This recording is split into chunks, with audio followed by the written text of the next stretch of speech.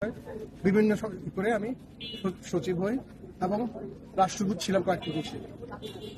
আমাকে 2017 সালের ইলেকশনের আগে আমি এয়ারপোর্ট যাচ্ছিলাম আমার মেয়েকে আনার জন্য। আমাকে 8-10 জন লোক বহুদিন ধরে ফলো করছিল।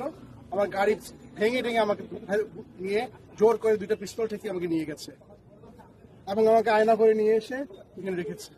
আমি যেহেতু সেনাবাহিনীর অফিসার এবং এই ঢাকারই অফিসার, আমি ঢাকা সেনাবাসী ছিলাম, আমি জানতাম কোথায় আমাকে রাখা হচ্ছে এবং সেইখানে প্রচন্ড নির্যাতন করা হতো লোকদেরকে। কয়েকজন গুটি কয়েক আমাদের পলিটিক্যাল অফিসার যারা সেনাবাহিনীর বাণিজ্য ডুবিয়ে দিয়েছে ডিজিএফআই থেকে থেকে, তারা স্বার্থান্বেষী কত যে লোক মেরেছে তারা খোদায় জানে। তারা এবং র্যাব এবং অন্যান্য যারা এখানে আছেন, বিচার বহির্ভূত হত্যা, গুম, খুন, ক্রাইম এগেইনস্ট হিউম্যানিটি। আমার দোষ কি ছিল? আমি কোন রাজনীতি করিনি কখনো, আমি কোন দলও করিনি, আমি সরকারি কর্মকর্তা ছিলাম একজন। আমার দোষ ছিল যে আমি লেখালেখি করতাম। আমার কলমও কি তারা কন্ট্রোল করবে? আমি তো কোনো বিদ্রোহ করতে বলি নাই, কোনো দেশের এগেইনস্টে করতে বলি নাই। আমি চেয়েছিলাম ন্যায় বিচার। এই ন্যায় বিচারের জন্য কি আমাকে 16 মাস এই ডাঞ্জেনের ডাঞ্জেন মানে কি বলে আয়না করে ফেলে রেখে মাটির তলের মধ্যে অন্ধকার রুমে আমি যে কত ক্ষতিগ্রস্ত হয়েছি ফিজিক্যালি, সেটা আপনাদের বলে বোঝাতে পারবো না। শেষ এটা বলবেন, সবার মুক্তি চাই, যারা এগুলো করেছে তাদের বিচার চাই। এরা পুরো জাতির, সেনাবাহিনীর সবার জন্য একটা কলঙ্ক।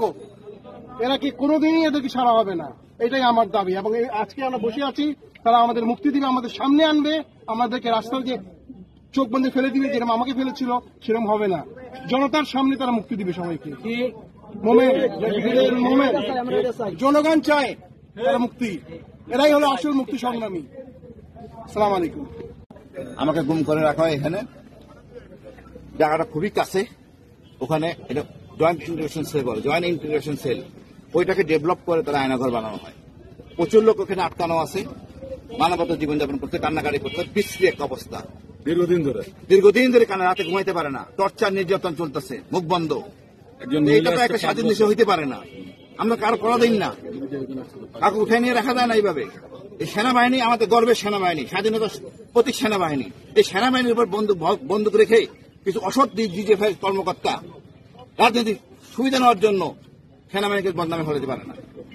এই লোকদেরকে চিহ্নিত করতে হবে, বিচার আনতে হবে এবং এদেরকে সবাইকে ছাড়তে হবে, জবাবদিহির মনে আনতে হবে। আমরা চাই ন্যায় বিচার, শান্তি শৃঙ্খলা। সেনাবাহিনী গর্বের সেনাবাহিনী থাকবে। সেনাপ্রধানের নিরপেক্ষতার জন্য তার অগ্রণী ভূমিকা থাকা দরকার আছে।